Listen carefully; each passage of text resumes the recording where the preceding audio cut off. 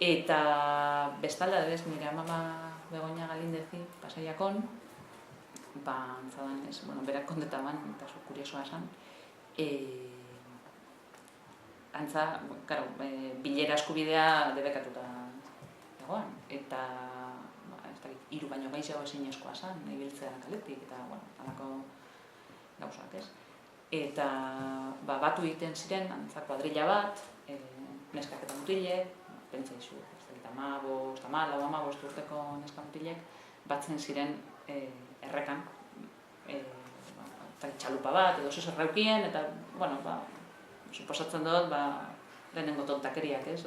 Mutilen eta nesken artien, eta batuko ziren, 10 neska mutil, eta baten batek salatu den. Eta nire mamak gaba bat pasaban Guardia Zibilan, antza hor, momentu kalen egon zen Guardia Zibila, kuartelilloa edo,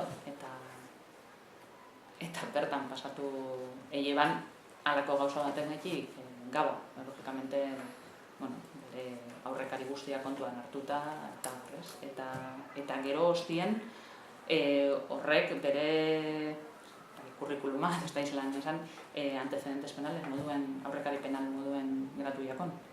Beraz, izan eban ondorioren bat, salaketa horrek. Eta beti bilur horregaz.